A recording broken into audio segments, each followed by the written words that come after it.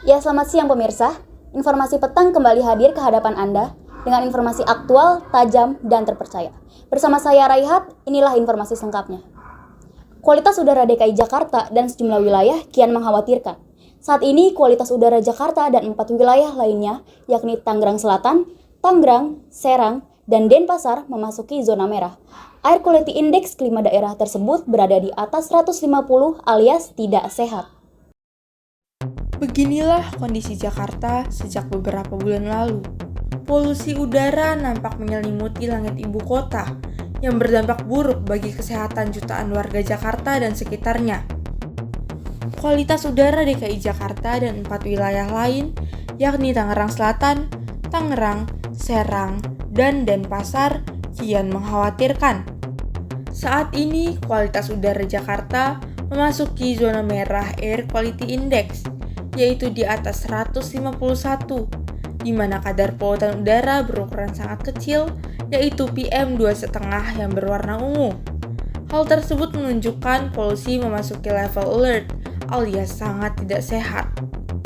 Angka pencemaran ini menyebabkan gangguan kesehatan bagi setiap orang, terutama bagi mereka yang memiliki masalah pernafasan seperti asma dan anak-anak.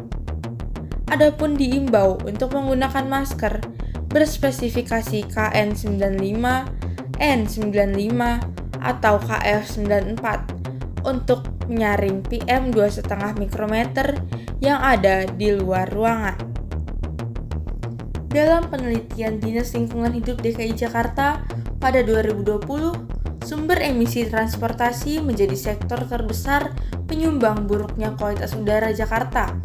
Sektor transportasi berkontribusi terhadap 67,04% polusi udara, disusul sektor industri sebesar 26,8%, di pembangkit listrik 5,7%, kemudian rumah tangga 0,4%, dan sektor komersil 0,02%. Sementara itu, menurut data Kementerian Lingkungan Hidup dan Kehutanan, pada 2022 terdapat lebih dari 24,5 juta kendaraan bermotor yang menggunakan bahan bakar fosil beredar di Jakarta setiap harinya.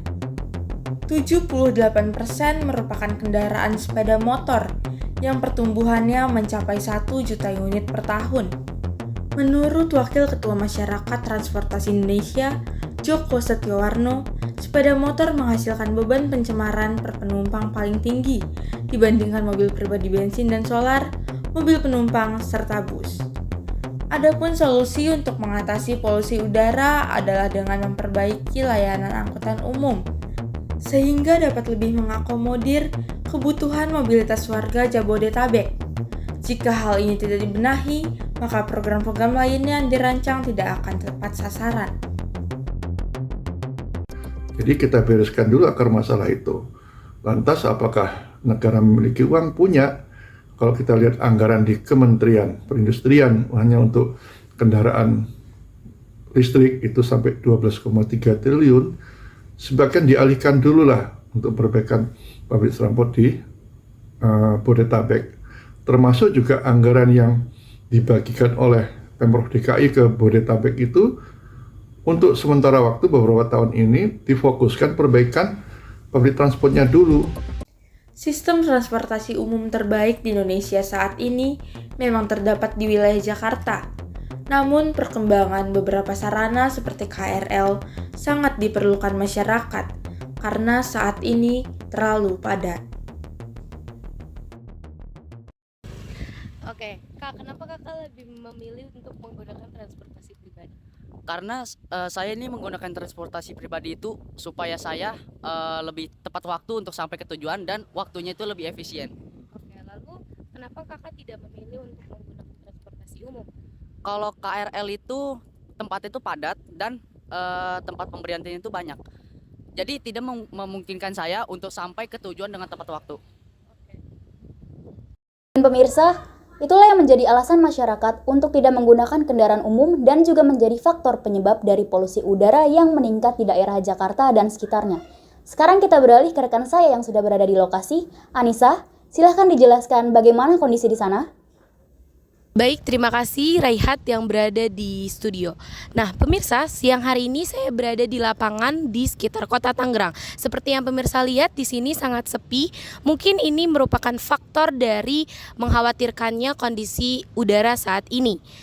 Nah, sekarang saya sedang bersama dengan salah satu warga yang melakukan aktivitas di lapangan ini, yaitu Mbak Diandra. Selamat siang, Mbak Diandra. Siang, halo.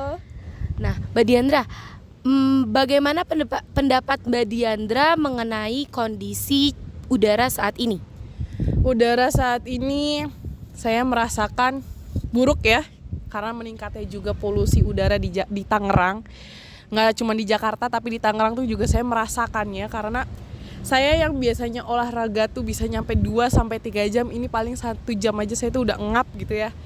Dan jadi ya salah satu faktornya sih itu ya, bikin saya gampang capek gitu ya. Kehabisan nafas juga tiap olahraga karena udaranya ini sangat buruk banget. Oke, nah bagaimana pendapat Mbak Diandra mengenai usulan pemerintah untuk melakukan work from home atau kerja dari rumah?